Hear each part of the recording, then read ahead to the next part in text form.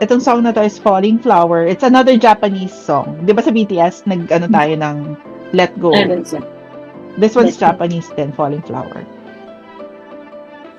Gusto ko to yung visuals Ay, niya, bakit yung mga ganun siya? imagery niya. Ang ganda.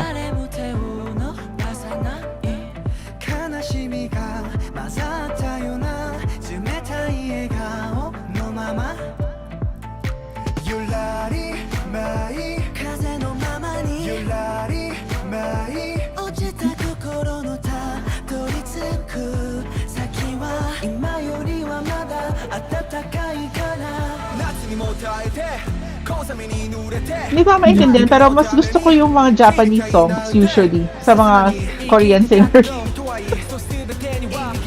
Talaga. Oo.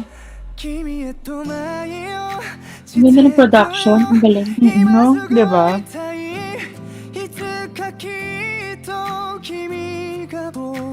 Tsaka may parang may mga symbolism talaga yung ano, yung video.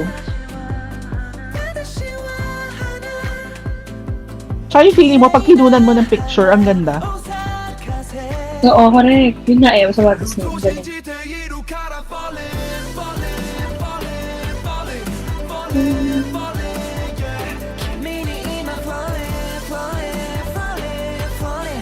Oh, falling.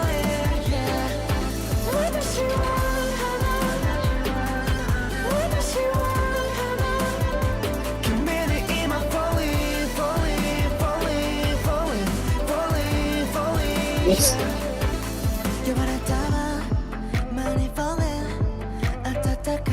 Pero favorite part ko dyan yung si Hoshi tsaka si Minghao eh. Yung parang naka-chain sila. Yung kanina, yung sa start. Meron pa Ooh. ulit yan later on eh. Parang ang ganda. Ayan Oo. oh. Oo nga. Ang ganda lang. Na sana mas marami pang ganong part yung video. O dahil ba nasa kama at nakahiga? Dream. Which, ang ganda lang ng part yung parang nag-ano yung sand. Yung gumagalaw yung sand. Oo, yung Gumagalaw. sand. Yeah.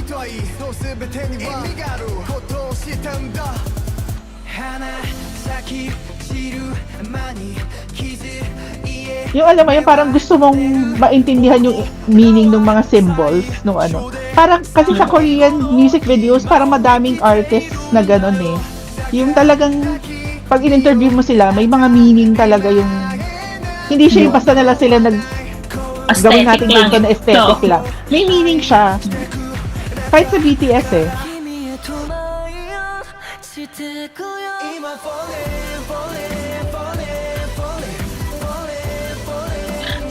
Ganun patingin ng